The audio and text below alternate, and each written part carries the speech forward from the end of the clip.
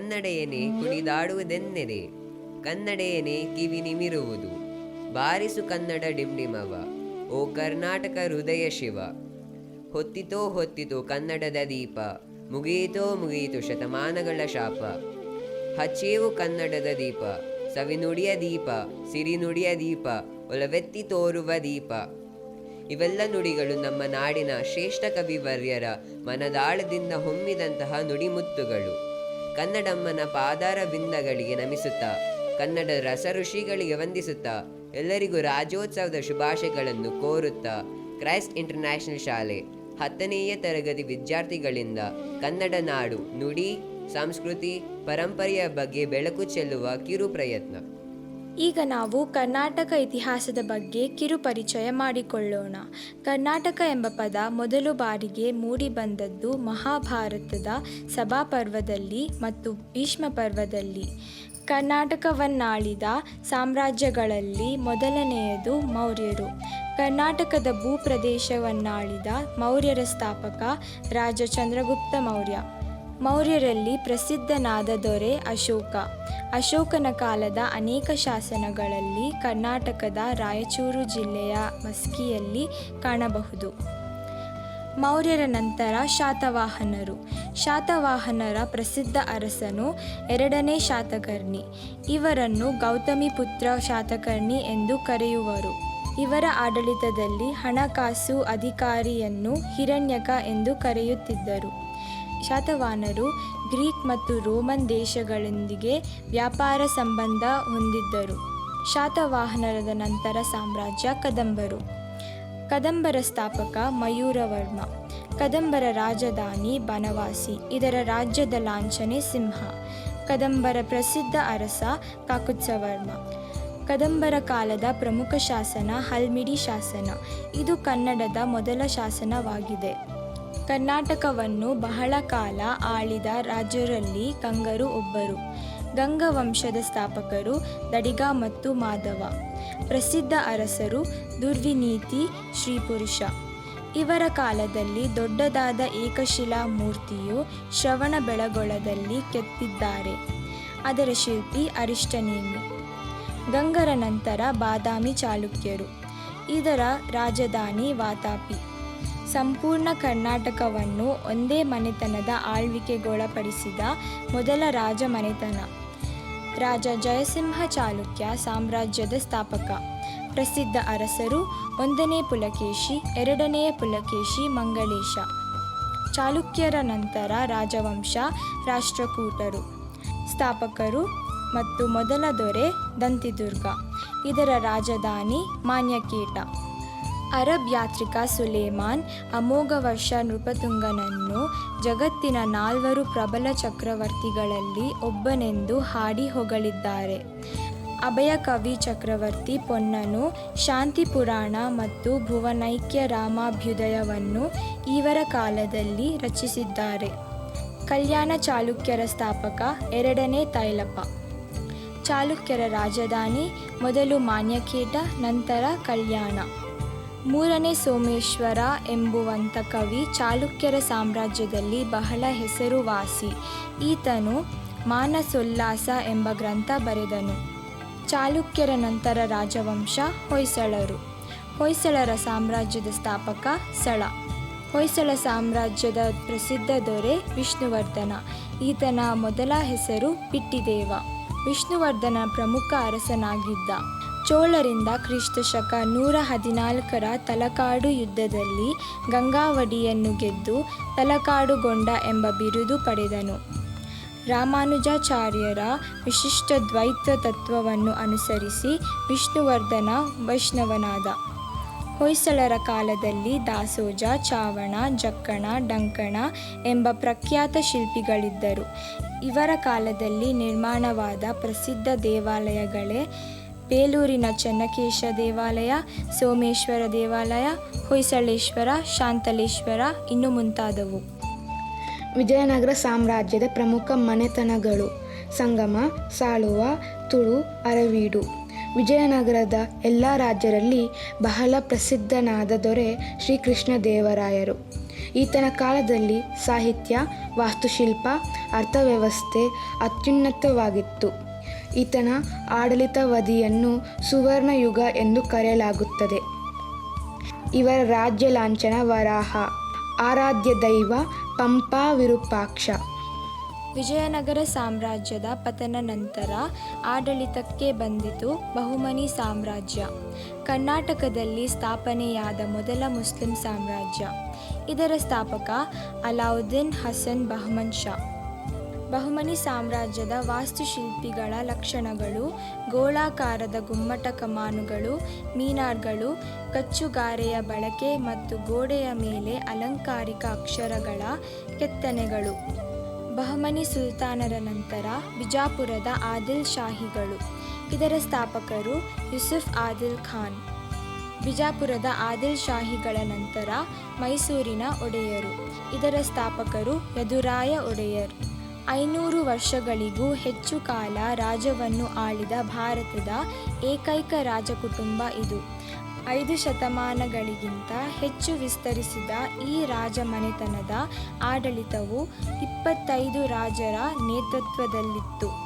ಚಿಕ್ಕದೇವರಾಜ ಒಡೆಯರ್ ಅತ್ಯುತ್ತಮ ಆಡಳಿತಗಾರರಲ್ಲಿ ಕೌಶಲ್ಯವನ್ನು ಹೊಂದಿದ್ದರು. ನವಕೋಟಿ ನಾರಾಯಣ ಎಂಬ ಬಿರುದು ಪಡೆದರು. ಒಡೆಯರ್ ಸಂಸ್ಥಾನದ ಕೊನೆಯ ದೊರೆ ಶ್ರೀ ಜಯಚಾಮರಾಜೇಂದ್ರ ಒಡೆಯರ್. ಈಗ ಕರ್ನಾಟಕದ ಏಕೀಕರಣದ ಬಗ್ಗೆ ಕೆಲವು ವಿಚಾರಗಳನ್ನು ತಿಳಿಯೋಣ. ಕರ್ನಾಟಕವು ಭಾರತದ ಪ್ರಾಚೀನ ರಾಜ್ಯಗಳಲ್ಲಿ ಒಂದಾಗಿತ್ತು. ಐತಿಹಾಸಿಕವಾಗಿ ಮೌರ್ಯರಿಂದ ಹಿಡಿದು ಮೈಸೂರು ಅರಸರವರೆಗೆ ಹಲವಾರು ರಾಜಸಂತತಿಗಳ ಆಳ್ವಿಕೆಗೆ ನಮ್ಮ ಕರ್ನಾಟಕವು ಒಳಪಟ್ಟಿದೆ. 1799ರಲ್ಲಿ ನಡೆದ 4ನೇ ಆಂಗ್ಲೋ ಮೈಸೂರು ಯುದ್ಧದ ನಂತರ ಮೈಸೂರು ರಾಜ್ಯವನ್ನು ಸಣ್ಣ ಪ್ರಭುತ್ವಕ್ಕೆ ಇಳಿಸಲಾಯಿತು ಮತ್ತು ವಿಶಾಲವಾದ ಕನ್ನಡ ಮಾತನಾಡುವ ಪ್ರದೇಶಗಳನ್ನು ನಿಜಾಮನ ಹೈದರಾಬಾದ್, ಬಾಂಬೆ ಪ್ರೆಸಿಡೆನ್ಸಿ, ಮದ್ರಾಸ್ ಪ್ರೆಸಿಡೆನ್ಸಿ ಮತ್ತು ಕೊಡಗು ಪ್ರದೇಶಗಳು ಎಂದು 20 ವಿವಿಧ ಆಡಳಿತ ಅಡಿಯಲ್ಲಿದ್ದವು. ಈಗಿನ ಕರ್ನಾಟಕ ರಾಜ್ಯದಲ್ಲಿ 2/3 ಮಾತ್ರ ಮೈಸೂರು ಒಡೆಯರ್ ರಾಜರ ಆಳ್ವಿಕೆಯಿಂದ ಹೊರಗಿತ್ತು. ಇದರರ್ಥ ಈ ಪ್ರದೇಶಗಳಲ್ಲಿ ಕನ್ನಡಿಗರು ಹೆಚ್ಚಿನ ಸಂಖ್ಯೆಯಲ್ಲಿದ್ದರೂ ಆಡಳಿತಾತ್ಮಕ ಪ್ರೋತ್ಸಾಹವನ್ನು ಹೊಂದಿರಲಿಲ್ಲ. ಅಂದರೆ ಹುಬ್ಬಳ್ಳಿ ಕರ್ನಾಟಕ ಪ್ರದೇಶ ಕನ್ನಡಿಗರು ಬಾಂಬೆ ಪ್ರೆಸಿಡೆನ್ಸಿಯ ಆಳ್ವಿಕೆಯಲ್ಲಿ ಬಂದರು. ಅಲ್ಲಿ ಮರಾಠಿ ಅಧಿಕೃತ ಭಾಷೆಯಾಗಿತ್ತು. ದಕ್ಷಿಣ ಕೆನರಾದ ಕನ್ನಡಿಗರು ಮದ್ರಾಸ್ ಪ್ರೆಸಿಡೆನ್ಸಿಯ ಆಳ್ವಿಕೆಗೆ ಒಳಪಟ್ಟರು. ಅಲ್ಲಿ ತಮಿಳು ಮುಖ್ಯ ಭಾಷೆಯಾಗಿತ್ತು. ಆಗ ಭಾಷಾ ದಬ್ಬಾಳಿಕೆಯ ವಿರುದ್ಧದ ಪ್ರತಿಭಟನೆಯಾಗಿ ಮೊದಲು ಪ್ರಾರಂಭವಾದ ಆಂದೋಲನವು ಎಲ್ಲ ಕನ್ನಡ ಮಾತನಾಡುವ ಪ್ರದೇಶಗಳನ್ನು ಬಲಪಡಿಸುವ ಪ್ರತ್ಯೇಕ ರಾಜ್ಯವನ್ನು ರಚಿಸುವಂತೆ ಒತ್ತಾಯಿಸಲು ಪ್ರಾರಂಭಿಸಿತು. ಇದನ್ನು ಏಕೀಕರಣ ಚಳುವಳಿ ಎಂದು ಕರೆಯುತ್ತಾರೆ. ಕರ್ನಾಟಕದ ಬಹುತೇಕ ದಕ್ಷಿಣ ಭಾಗವು ಆಗ ನಾಲ್ವಡಿ ಕೃಷ್ಣರಾಜ ಒಡೆಯರ್ ಅವರೊಂದಿಗೆ ಮೈಸೂರು ಒಡೆಯರ್ಸ್ ಅಡಿಯಲ್ಲಿತ್ತು. ರಾಜ್ಯದ ಅಧಿಕೃತ ಭಾಷೆ ಕನ್ನಡವಾಗಿತ್ತು. ಏಕೀಕರಣದ ಚಳುವಳಿಯನ್ನು ಮುನ್ನಡೆಸಲು ಧಾರವಾಡದಲ್ಲೂ ಕರ್ನಾಟಕ ವಿದ್ಯಾವರ್ಧಕ ಸಂಘವನ್ನು 1890ರಲ್ಲಿ ಸ್ಥಾಪಿಸಲಾಯಿತು. ಮರಾಠಿ ಅಧಿಕೃತ ಭಾಷೆಯಾಗಿದ್ದ ಬಾಂಬೆ ಪ್ರೆಸಿಡೆನ್ಸಿಯ ಅಳಿವಿನ ಅಂಚಿನಲ್ಲಿದ್ದ ಕನ್ನಡ ಭಾಷೆಯ ಪುನರುತ್ಥಾನಕ್ಕಾಗಿ ಕೆಲಸ ಮಾಡುವ ಉದ್ದೇಶದಿಂದ ಇದನ್ನು R.H. ದೇಶಪಾಂಡೆ ಸ್ಥಾಪಿಸಿದರು. 1915ರಲ್ಲಿ ಸ್ಥಾಪನೆಯಾದ ಕನ್ನಡ ಸಾಹಿತ್ಯ ಪರಿಷತ್, 1916ರಲ್ಲಿ ಪ್ರಾರಂಭವಾದ ಕರ್ನಾಟಕ ಸಂಘ ಮತ್ತು 1955ರಲ್ಲಿ ಕಾಸರಗೋಡದಲ್ಲಿ ಕರ್ನಾಟಕ ಸಮಿತಿ ಇವು ಕನ್ನಡಕ್ಕಾಗಿ ಸಮರವನ್ನೇ ಸಾರಿದವು.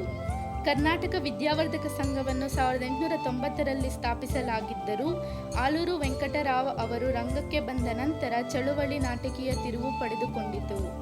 ಬಂಗಾಳ ವಿಭಜನೆಯಿಂದ ಆಲೂರು ವೆಂಕಟರಾವ್ ಅವರು ಪ್ರೇರಿತರಾದರು. ಇವರು ಕರ್ನಾಟಕ ಗತವೈಭವವನ್ನು 1912ರಲ್ಲಿ ಪ್ರಕಟಿಸಿದರು. ಮೌರ್ಯರಿಂದ ಹಿಡಿದು ವಿಜಯನಗರದ ಪತನದವರೆಗೂ ಕರ್ನಾಟಕ ಇತಿಹಾಸವನ್ನು ವಿವರಿಸಿದ ಪುಸ್ತಕವಾಗಿತ್ತು. ಈ ಪುಸ್ತಕ ಹಿರಿಯರನ್ನು ಯುವಕರನ್ನು ಸಮಾನವಾಗಿ ಪ್ರಭಾವಿಸಿತು. ಜನರು ಏಕೀಕರಣ ಚಳುವಳಿಯ ಸುತ್ತಲೂ ಒಟ್ಟುಗೂಡಲು ಪ್ರಾರಂಭಿಸಿದರು ಮತ್ತು ಚಳುವಳಿ ವೇಗವನ್ನು ಪಡೆದುಕೊಂಡಿತು. ಚಳವಳಿಗೆ ಪ್ರೇರಣೆ ನೀಡಿದ ಕಾರಣಕ್ಕಾಗಿ ಆಲೂರು ವೆಂಕಟರಾಯರನ್ನು ಕನ್ನಡ ಕುಲ ಪುರೋಹಿತ ಎಂದು ಸ್ಮರಿಸಲಾಗುತ್ತದೆ. ಆಲೂರು ವೆಂಕಟರಾಯರಲ್ಲದೆ K. Hanumanthaiah, R.H. Deshpande, Gorur Ramaswamy Iyengar, S. Nijalingappa, Subrahmanya, H.C. Dasappa, K.R. Karanth, ಇನ್ನೂ ಮುಂತಾದವರು ಚಳುವಳಿಯಲ್ಲಿ ಪ್ರಮುಖರಾಗಿದ್ದರು. ಈ ಸಂಘಗಳು ಮತ್ತು ನಾಯಕರ ಪ್ರಯತ್ನದಿಂದ ಕೊನೆಗೆ ಕರ್ನಾಟಕದ ಏಕೀಕರಣವು ನವೆಂಬರ್ 1, 1956ರಲ್ಲಿ ಭಾಷಾ ಜನಸಂಖ್ಯಾ ಆಧಾರದ ಮೇಲೆ ಗಡಿಗಳನ್ನು ಪುನರ್ರಚಿಸುವ ಮೂಲಕ ಕರ್ನಾಟಕ ರಾಜ್ಯ ರೂಪುಗೊಂಡಿತು. ಮೊದಲಿಗೆ ಮೈಸೂರು ರಾಜ್ಯ ಎಂದು ಕರೆಯಲಾಗುತ್ತಿತ್ತು. ಇದನ್ನು 1973ರಲ್ಲಿ ಕರ್ನಾಟಕ ಎಂದು ಮರುನಾಮಕರಣ ಮಾಡಲಾಯಿತು. ಮೈಸೂರು ರಾಜ್ಯವು 1956ರ ನವೆಂಬರ್ 1ರಂದು ನಿರ್ಮಾಣವಾದುದರ ಸಂಕೇತವಾಗಿ ಕನ್ನಡ ರಾಜ್ಯೋತ್ಸವವನ್ನು ಆಚರಿಸಲಾಗುತ್ತದೆ. ನವೆಂಬರ್ 1, 2020ಕ್ಕೆ ಕರ್ನಾಟಕ ಏಕೀಕರಣವಾಗಿ 64 ವರ್ಷಗಳು ತುಂಬಿವೆ. ನಮ್ಮ ಕರ್ನಾಟಕದ ಧ್ವಜ ದ್ವಿಬಣ್ಣದ ಧ್ವಜ. ಮೊದಲು ಬೆಂಗಳೂರು ಮೂಲದ ಬರಹಗಾರ, ಪತ್ರಕರ್ತ ಮತ್ತು ಸಾಮಾಜಿಕ ಕಾರ್ಯಕರ್ತರಾದ ರಾಮಮೂರ್ತಿಯವರು ಹಳದಿ ಮತ್ತು ಕೆಂಪು ಧ್ವಜವನ್ನು ವಿನ್ಯಾಸಗೊಳಿಸಿದ ಕೀರ್ತಿಗೆ ಪಾತ್ರರಾಗಿದ್ದಾರೆ. ಹಳದಿ ಮತ್ತು ಕೆಂಪು ಬಣ್ಣ ಕ್ರಮವಾಗಿ ಶಾಂತಿ ಮತ್ತು ಧೈರ್ಯವನ್ನು ಪ್ರತಿನಿಧಿಸುತ್ತದೆ. ಕರ್ನಾಟಕ ರಾಜ್ಯೋತ್ಸವದ ಸಂದರ್ಭದಲ್ಲಿ ಈ ಧ್ವಜ ಪ್ರಮುಖವಾಗಿ ಹಾರಿಸಲಾಗುತ್ತದೆ. ಏಕೀಕರಣದ ನಂತರ ಕರ್ನಾಟಕದ ಪರಂಪರೆಯ ಬಗ್ಗೆ ತಿಳಿಯೋಣ. ಕರ್ನಾಟಕದ ಇತಿಹಾಸವು 2000 ವರ್ಷಗಳಿಗೂ ಹಿಂದಿನದು. ಹಲವಾರು ಮಹಾ ಸಾಮ್ರಾಜ್ಯಗಳು ಮತ್ತು ರಾಜವಂಶಗಳು ಕರ್ನಾಟಕವನ್ನು ಆಳಿದವು ಹಾಗೂ ಕರ್ನಾಟಕದ ಇತಿಹಾಸ, ಸಂಸ್ಕೃತಿ ಮತ್ತು ಅಭಿವೃದ್ಧಿಗೆ ಹೆಚ್ಚಿನ ಕೊಡುಗೆ ನೀಡಿವೆ. ಭಾರತದಲ್ಲಿ ದಕ್ಷಿಣ ರಾಜ್ಯವಾದ ಕರ್ನಾಟಕವು ವಿಭಿನ್ನ ಭಾಷಾ ಮತ್ತು ಧಾರ್ಮಿಕ ಜನಾಂಗೀಯತೆಯ ಸುದೀರ್ಘವಾದ ವಿಶಿಷ್ಟ ಕಲೆ ಮತ್ತು ಸಂಸ್ಕೃತಿಯನ್ನು ಹೊಂದಿದೆ. ನಮ್ಮ ಪರಂಪರೆ, ಸಂಸ್ಕೃತಿ ಮತ್ತು ಸಂಪ್ರದಾಯವು ಐತಿಹಾಸಿಕ ಸ್ಮಾರಕಗಳು ಮತ್ತು ಆಚರಣೆಗಳಿಗೆ ಬಹಳ ಪ್ರಸಿದ್ಧವಾಗಿದೆ. ನಮ್ಮ ರಾಜ್ಯವು ತುಳುವರು, ಕೊಡವರು ಮತ್ತು ಕೊಂಕಣಿಯರಿಗೂ ಸ್ಥಳವಾಗಿದೆ. ಕರ್ನಾಟಕವು ಅಲ್ಪಸಂಖ್ಯಾತ ಟಿಬೇಟಿಯನ್, ಬೌದ್ಧರು ಮತ್ತು ಸಿದ್ಧಿಗಳಂತಹ ಬುಡಕಟ್ಟು ಜನಾಂಗದವರಿಗೆ ಅವಕಾಶ ಕಲ್ಪಿಸಿದೆ. ರಾಮಾಯಣದ ಮಹಾಕಾವ್ಯವಾದ ಕಿಷ್ಕಿಂಧೆಯ ಅವಧಿಯಲ್ಲಿ ಈ ಪ್ರದೇಶದ ಬಗ್ಗೆ ಉಲ್ಲೇಖಗಳಿವೆ. ನಮ್ಮ ಪರಂಪರೆಯ ಭಾಗವಾಗಿ ಮುಖ್ಯ ಹಬ್ಬಗಳ ಬಗ್ಗೆ ತಿಳಿಯೋಣ. ಮೊದಲಾಗಿ ನಮ್ಮ ನಾಡ ಹಬ್ಬ ದಸರಾ. ದಸರಾ ಹಬ್ಬವು ಅತ್ಯಂತ ಅರ್ಥಪೂರ್ಣ ಹಾಗೂ ದೊಡ್ಡ ಹಬ್ಬಗಳಲ್ಲಿ ಒಂದು. ಕರ್ನಾಟಕದಲ್ಲಿ ದಸರಾವನ್ನು ನಾಡ ಹಬ್ಬ ಎಂದು ಆಚರಿಸಲಾಗುತ್ತದೆ. ಇದನ್ನು 10 ದಿನಗಳ ಕಾಲ ಆಚರಿಸುತ್ತೇವೆ. ದೀಪಾವಳಿ. ದೀಪಾವಳಿ ದೀಪಗಳಿಂದ ದೀಪಗಳನ್ನು ಹಚ್ಚುವ ಹಬ್ಬ. ಈ ಬೆಳಕಿನ ಹಬ್ಬ ಮನೆ ಮತ್ತು ಮನಸ್ಸಿನ ಕತ್ತಲೆಯನ್ನು ಹೊಡೆದೋಡಿಸಿ ಬೆಳಕು ತರುವ ಹಬ್ಬವಾಗಿದೆ. ದೀಪಾವಳಿಯಂದು ಅತಿ ಮುಖ್ಯವಾಗಿ ಗಣೇಶ ಮತ್ತು ಲಕ್ಷ್ಮಿಯನ್ನು ಪೂಜಿಸುತ್ತೇವೆ. ವರಮಹಾಲಕ್ಷ್ಮಿ. ಶ್ರಾವಣ ಮಾಸದ 2ನೇ ಶುಕ್ರವಾರ ವರಮಹಾಲಕ್ಷ್ಮಿ ಹಬ್ಬವನ್ನು ಆಚರಿಸುತ್ತೇವೆ. ಈ ದಿನ ಸಂಜೆ ಮುತ್ತೈದೆಯರನ್ನು ಕರೆದು ಅರಿಶಿಣ, ಕುಂಕುಮ, ಹೂವು, ಹಣ್ಣು ಕೊಡುವುದರ ಮೂಲಕ ಮುತ್ತೈದೆಯರಲ್ಲಿ ಲಕ್ಷ್ಮೀ ರೂಪವನ್ನು ಕಾಣಲಾಗುತ್ತದೆ. ಗಣೇಶ ಚತುರ್ಥಿ ಹಿಂದೂಗಳು ವೈಭವವಾಗಿ ಆಚರಿಸುವ ಹಬ್ಬ. ಈ ಹಬ್ಬದ ದಿನ ಬೆಳ್ಳಿ ಅಥವಾ ಮಣ್ಣಿನ ಗಣೇಶನ ವಿಗ್ರಹವನ್ನು ಸ್ಥಾಪಿಸಿ ಪೂಜೆ ಮಾಡುತ್ತಾರೆ. ಗಣೇಶನನ್ನು ಮನೆಗಳಿಗೆ ಸ್ವಾಗತಿಸಿ ಮತ್ತು ಅಂತಿಮವಾಗಿ ಅವನನ್ನು ನೀರಿನಲ್ಲಿ ಮುಳುಗಿಸಿ ವಿದಾಯ ಹೇಳುವ ಪದ್ಧತಿ. ಯುಗಾದಿ. ಯುಗಾದಿ ನಮ್ಮ ಕರ್ನಾಟಕ ರಾಜ್ಯದಲ್ಲಿ ಸಂಭ್ರಮಾಚರಣೆಯ ಮನಸ್ಥಿತಿಗೆ ಕಾರಣವಾಗಿದೆ. ಸಂಕ್ರಾಂತಿ. ಮಕರ ಸಂಕ್ರಾಂತಿ ಸೂರ್ಯನ ಚಲನೆಯನ್ನು ಸೂಚಿಸುತ್ತದೆ. ಇದು ಚಳಿಗಾಲದ ಅಂತ್ಯವನ್ನು ಮತ್ತು ದೀರ್ಘ ದಿನಗಳ ಪ್ರಾರಂಭವನ್ನು ಸೂಚಿಸುತ್ತದೆ. ಕರ್ನಾಟಕದ ಪರಂಪರೆ ಮತ್ತು ಹಬ್ಬಗಳ ನಂತರ ಕನ್ನಡ ಪ್ರಸಿದ್ಧ ಕವಿಗಳು ಮತ್ತು ಅವರ ರಚನೆಗಳ ಬಗ್ಗೆ ತಿಳಿಯೋಣ. ಮೊದಲಿಗನಾಗಿ ಪಂಪ. ಕನ್ನಡದ ಮೊದಲ ಕವಿ ಪಂಪ. ಕನ್ನಡ ಸಾಹಿತ್ಯದ 3 ರತ್ನಗಳಲ್ಲಿ ಪಂಪ ಒಬ್ಬ. ಇವನ ಕಾಲ ಕ್ರಿಸ್ತಶಕ 902, ಸ್ಥಳ ವೇಮುಲವಾಡ. ಪಂಪನು ಇಮ್ಮಡಿ ಅರಿಕೇಸರಿಯ ಆಸ್ಥಾನದಲ್ಲಿ ಕವಿಯಾಗಿದ್ದ. ಪಂಪ ಭಾರತ ಇವನ ಪ್ರಸಿದ್ಧ ಕೃತಿಯಾಗಿದೆ. ಎರಡನೆಯವನು ರನ್ನ. ಇವರು ಸಾಹಿತ್ಯದ 3 ರತ್ನಗಳಲ್ಲಿ ಒಬ್ಬರು.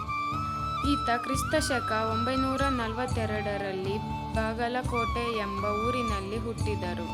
ಅಜಿತ ಪುರಾಣ ರನ್ನನ ಪ್ರಸಿದ್ಧ ಕೃತಿ. ಪೊನ್ನ. ಕನ್ನಡ ಸಾಹಿತ್ಯದ 3 ರತ್ನಗಳಲ್ಲಿ ಪೊನ್ನ 3ನೇಯವನು. ಈತ ಕ್ರಿಸ್ತಶಕ 939ರಲ್ಲಿ ಹುಟ್ಟಿದರು. ಈತನ ಸ್ಥಳ ಕಾಮನಾಡು. ಈತ ರಾಷ್ಟ್ರಕೂಟ ರಾಜರ ಆಸ್ಥಾನದಲ್ಲಿ ಕವಿಯಾಗಿದ್ದ. ಮಹಾಪುರಾಣ ಪೊನ್ನನ ಪ್ರಸಿದ್ಧ ಕೃತಿ. ನಾಗವರ್ಮ. ಈತ ಕ್ರಿಸ್ತಶಕ 950ರಲ್ಲಿ ವೆಂಗಿ ಎಂಬ ಊರಿನಲ್ಲಿ ಜನಿಸಿದರು. ಈತ ಗಂಗರಾಜರ ಆಸ್ಥಾನದಲ್ಲಿ ಕವಿಯಾಗಿದ್ದ. ಚಂದೋಂಬುದಿ ಮತ್ತು ಕರ್ನಾಟಕ ಕಾದಂಬರಿ ಈತನ ಕೃತಿಗಳು. ಕನ್ನಡ ಶ್ರೀಮಂತ ಭಾಷೆ. ಸಾವಿರಾರು ವರ್ಷಗಳ ಸಾಹಿತ್ಯ ಪರಂಪರೆ ಕನ್ನಡಕ್ಕಿದೆ. ಕನ್ನಡ ಭಾಷೆಯ ಹಿರಿಮೆಗೆ ಮತ್ತೊಂದು ಹೆಗ್ಗಳಿಕೆ ಎಂದರೆ ಹಿಂದಿ ಭಾಷೆಯ ನಂತರ ಅತಿ ಹೆಚ್ಚು ಜ್ಞಾನಪೀಠ ಪ್ರಶಸ್ತಿಯನ್ನು ಗಳಿಸಿರುವುದು. ಈವರೆಗೆ 8 ಕನ್ನಡ ಸಾಹಿತಿಗಳು ಜ್ಞಾನಪೀಠ ಪ್ರಶಸ್ತಿ ಪಡೆದಿದ್ದಾರೆ. ಕನ್ನಡ ಅತಿ ಹೆಚ್ಚು ಜ್ಞಾನಪೀಠ ಪ್ರಶಸ್ತಿ ಪಡೆದ ಭಾಷೆಯಾಗಿದೆ. ಕನ್ನಡಕ್ಕೆ ಮೊಟ್ಟ ಮೊದಲು ಜ್ಞಾನಪೀಠ ಪ್ರಶಸ್ತಿಯನ್ನು ತಂದುಕೊಟ್ಟವರು ಕುವೆಂಪುರವರು. ಇವರ ಶ್ರೀ ರಾಮಾಯಣ ದರ್ಶನಂ ಕೃತಿಗೆ ಕೇಂದ್ರ ಸಾಹಿತ್ಯ ಅಕಾಡೆಮಿ 1967ರಲ್ಲಿ ಜ್ಞಾನಪೀಠ ಪ್ರಶಸ್ತಿಯನ್ನು ನೀಡಿ ಗೌರವಿಸಲಾಗಿದೆ. ದಾರಾ ಬೇಂದ್ರೆ. ಅಂಬಿಕಾ ತನಯದತ್ತ ಎಂಬ ಕಾವ್ಯನಾಮ ಹೊಂದಿದ್ದ ಕನ್ನಡ ವರಕವಿ ದತ್ತಾತ್ರೇಯ ರಾಮಚಂದ್ರ ಬೇಂದ್ರೆ ಇವರ 4 ತಂತಿ ಕವನ ಸಂಕಲನಕ್ಕಾಗಿ ಬೇಂದ್ರೆಯವರಿಗೆ 1973ರಲ್ಲಿ ಜ್ಞಾನಪೀಠ ಪ್ರಶಸ್ತಿ ದೊರಕಿತು. ಶಿವರಾಮ್ ಕಾರಂತರ ಮೂಕಜ್ಜಿ ಕನಸುಗಳು ಕೃತಿಗೆ 1977ರಲ್ಲಿ ಜ್ಞಾನಪೀಠ ಪ್ರಶಸ್ತಿ ದೊರೆತಿದೆ. ಇವರು ಪರಿಸರವಾದಿಗಳು. ಇವರು ನಡೆದಾಡುವ ವಿಶ್ವಕೋಶ ಎಂದೇ ಖ್ಯಾತಿ ಗಳಿಸಿದರು. ಮಾಸ್ತಿ ವೆಂಕಟೇಶ್ ಅಯ್ಯಂಗಾರರು ಸಣ್ಣ ಕಥೆಗಳ ಜನಕ ಎಂದೇ ಪ್ರಸಿದ್ಧರು. ಶ್ರೀನಿವಾಸ ಎಂಬ ಕಾವ್ಯನಾಮದಿಂದ ಸುಪ್ರಸಿದ್ಧರಾಗಿದ್ದರು. ಕನ್ನಡ ಸಾಹಿತ್ಯ ಕ್ಷೇತ್ರದಲ್ಲಂತೂ ಮಾಸ್ತಿ ಕನ್ನಡದ ಆಸ್ತಿ ಎಂಬ ನುಡಿಗಟ್ಟಿಗೆ ಪ್ರಸಿದ್ಧರು. ಇವರಿಗೆ 1983ರಲ್ಲಿ ಚಿಕ್ಕ ವೀರರಾಜೇಂದ್ರ ಎಂಬ ಕೃತಿಗೆ ಜ್ಞಾನಪೀಠ ಪ್ರಶಸ್ತಿ ಲಭಿಸಿದೆ. ಡಾಕ್ಟರ್ ವಿನಾಯಕ ಕೃಷ್ಣ ಗೋಕಾಕ್. ಕನ್ನಡ ಸಾಹಿತ್ಯ ಲೋಕದ ದಿಗ್ಗಜರಲ್ಲಿ ಗೋಕಾಕ್ ಒಬ್ಬರು. ಇವರು ಸಾಹಿತ್ಯ ಕ್ಷೇತ್ರದಂತೆಯೇ ಭಾಷಾ ಕ್ಷೇತ್ರಕ್ಕೂ ಅಪಾರ ಕೊಡುಗೆ ನೀಡಿದವರು. ಕನ್ನಡ ಸಾಹಿತ್ಯಕ್ಕೆ ಇವರ ಸಮಗ್ರ ಕೊಡುಗೆಗಾಗಿ ಮತ್ತು ಭಾರತ ಸಿಂಧು ರಶ್ಮಿ ಕೃತಿಗೆ 1990ರಲ್ಲಿ ಜ್ಞಾನಪೀಠ ಪ್ರಶಸ್ತಿ ದೊರೆಯಿತು. ಡಾಕ್ಟರ್ UR ಅನಂತಮೂರ್ತಿಯವರು ಸಣ್ಣ ಕಥೆಗಾರರಾಗಿ ಹಾಗೂ ಕಾದಂಬರಿಕಾರರಾಗಿ ಪ್ರಸಿದ್ಧರಾಗಿದ್ದಾರೆ. ಇವರ ಸಮಗ್ರ ಸಾಹಿತ್ಯ ಕೊಡುಗೆಗಾಗಿ 1994ರಲ್ಲಿ ಜ್ಞಾನಪೀಠ ಪ್ರಶಸ್ತಿ ದೊರೆಯಿತು. ಗಿರೀಶ್ ಕಾರ್ನಾಡರ ಮೊದಲನೆಯ ಕೃತಿ ಯಯಾತಿ ಎಂಬ ನಾಟಕ. ಇವರಿಗೆ ದೊಡ್ಡ ಮಟ್ಟದಲ್ಲಿ ಪ್ರಶಂಸೆ ಮತ್ತು ಪ್ರಚಾರವನ್ನು ತಂದುಕೊಟ್ಟದ್ದು.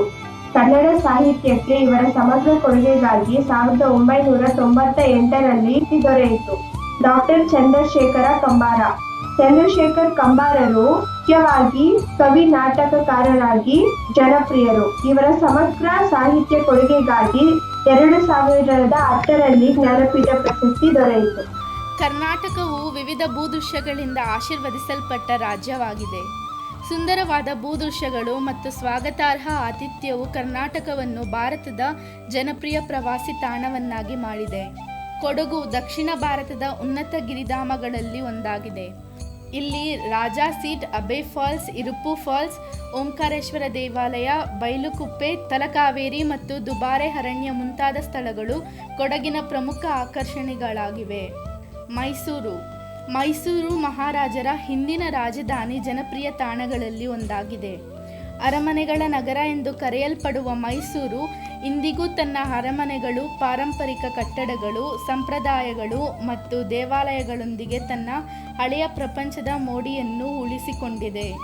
ಚಾಮುಂಡಿ ಬೆಟ್ಟ, ಮೈಸೂರು ಮೃಗಾಲಯ, ಬೃಂದಾವನ ಉದ್ಯಾನಗಳು ಮೈಸೂರಿನಲ್ಲಿ ಭೇಟಿ ನೀಡುವ ಅತ್ಯಂತ ಪ್ರಸಿದ್ಧ ಸ್ಥಳಗಳಾಗಿವೆ. ಶಿವನ ಸಮುದ್ರ ಜಲಪಾತ ಬೆಂಗಳೂರಿನ ಸಮೀಪದಲ್ಲಿರುವ ಅತ್ಯುತ್ತಮ ಜಲಪಾತಗಳಲ್ಲಿ ಒಂದಾಗಿದೆ.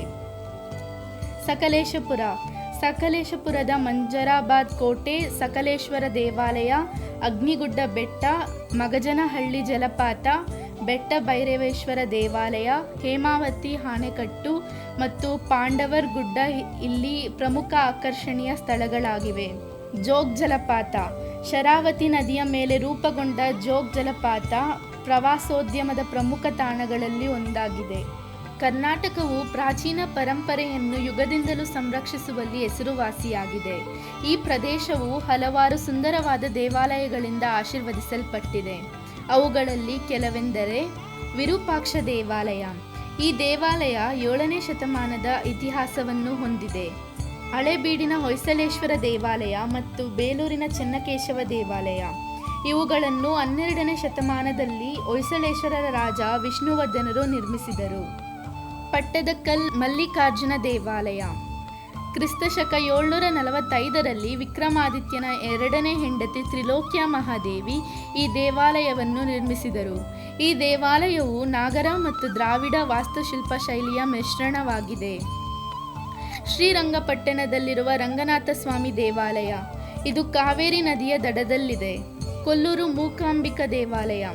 ಮೂಕಾಸುರ ಎಂಬ ರಾಕ್ಷಸನನ್ನು ಕೊಂದು ದುರ್ಗಾದೇವಿಯ ಅವತಾರ ದೇವಿ ಮೂಕಾಂಬಿಕೆಗೆ ಸಮರ್ಪಿಸಲಾಗಿದೆ. ಮೂಕಾಂಬಿಕಾ ದೇವಾಲಯವು ಕೇಲಾಡಿ ಕಾಲಕ್ಕೆ ಸೇರಿದ ವಿಶಿಷ್ಟ ವಾಸ್ತುಶಿಲ್ಪವನ್ನು ಹೊಂದಿದೆ. ಉಡುಪಿಯ ಶ್ರೀಕೃಷ್ಣ ದೇವಾಲಯ. ಶ್ರೀ ಮಧ್ವಾಚಾರ್ಯರು ಈ ಪವಿತ್ರ ಮಂದಿರವನ್ನು 13ನೇ ಶತಮಾನದಲ್ಲಿ ಸ್ಥಾಪಿಸಿದರು. ಇಲ್ಲಿ ಶ್ರೀಕೃಷ್ಣನ ವಿಗ್ರಹವನ್ನು ಬೆಳ್ಳಿ ಲೇಪಿತ ನವರಂಧ್ರಗಳ ಕಿಟಕಿಯಿಂದ ಮಾತ್ರ ಪೂಜಿಸಬಹುದು. ಇದನ್ನು ಕನಕನ ಕಿಂಡಿ ಎಂದು ಕರೆಯುತ್ತಾರೆ. ಶ್ರೀ ಕ್ಷೇತ್ರ ಧರ್ಮಸ್ಥಳ ಮಂಜುನಾಥ ದೇವಾಲಯ. ಇದು 800 ವರ್ಷಗಳಷ್ಟು ಹಳೆಯದಾದ ಕೇರಳದ ಒಂದು ವಿಶಿಷ್ಟ ವಾಸ್ತುಶಿಲ್ಪವನ್ನು ಹೊಂದಿದೆ. ಗೋಕರ್ಣ ಮಹಾಬಲೇಶ್ವರ ದೇವಾಲಯ. ಕ್ರಿಸ್ತಶಕ 365ರ ಸುಮಾರಿಗೆ ರಾಜ ಮಯೂರವರ್ಮನಿಂದ ನಿರ್ಮಿಸಲ್ಪಟ್ಟಿದ ಇದು ದ್ರಾವಿಡ ಶೈಲಿಯನ್ನು ಹೊಂದಿದೆ. ಬಾದಾಮಿಯ ಗುಹಾಂತರ ದೇವಾಲಯ. ಪುಲಕೇಶಿಯು 6ನೇ ಶತಮಾನದಲ್ಲಿ ಬಾದಾಮಿಯ ದೇವಾಲಯಗಳನ್ನು ಸ್ಥಾಪಿಸಿದರು. ಇದು ನಾಗರ ಮತ್ತು ದ್ರಾವಿಡ ವಾಸ್ತುಶಿಲ್ಪದ ಮಿಶ್ರಣವನ್ನು ಹೊಂದಿದೆ. ಕರ್ನಾಟಕದ ಪ್ರಸಿದ್ಧ ವಸ್ತುಗಳು: ಚನ್ನಪಟ್ಟಣದ ಮರದ ಗೊಂಬೆ, ಮೈಸೂರು ರೇಷ್ಮೆ, ಶ್ರೀಗಂಧ, ಮೈಸೂರು ಬದನೆ, ಮೈಸೂರು ಪೇಟ ಮುಂತಾದವು. ಕರ್ನಾಟಕದ ಪ್ರಸಿದ್ಧ ಆಹಾರಗಳು ಹೀಗಿವೆ. ಕರ್ನಾಟಕದ ಊಟವು ಬಾಳೆ ಎಲೆಯ ಮೇಲೆ ಬಡಿಸಲಾಗುತ್ತದೆ. ಕರ್ನಾಟಕದ ಜನಪ್ರಿಯ ಭಕ್ಷ್ಯಗಳಲ್ಲಿ ಮುಖ್ಯವಾದದ್ದು ಅಕ್ಕಿ ರೊಟ್ಟಿ, ಗೋಧಿ ರೊಟ್ಟಿ, ದಾವಣಗೆರೆಯ ಬೆಣ್ಣೆ ದೋಸೆ, ಬಿಸಿಬೇಳೆಬಾತ್, ಮಂಗಳೂರು ಬನ್, ನೀರ್ದೋಸೆ, ಮೀನು ಬಹಳ ಪ್ರಸಿದ್ಧ. ಸಿಹಿ ಭಕ್ಷ್ಯಗಳಲ್ಲಿ ಹೋಳಿಗೆ, ಪಾಯಸ, ಕಡುಬು, ಕಜ್ಜಾಯ, ಕೇಸರಿಬಾತ್ ಬಹಳ ಪ್ರಮುಖವಾದುದು. ನಮ್ಮ ಚೊಚ್ಚಲ ಪ್ರಯತ್ನವನ್ನು ವೀಕ್ಷಿಸಿ ಪ್ರೋತ್ಸಾಹಿಸಿದ ತಮಗೆಲ್ಲರಿಗೂ ಧನ್ಯವಾದಗಳು. ಜೈ ಕರ್ನಾಟಕ, ಜೈ ಭಾರತ. ಸಿರಿಗನ್ನಡಂ ಗೆಲ್ಗೆ, ಸಿರಿಗನ್ನಡಂ ಬಾಳ್ಗೆ.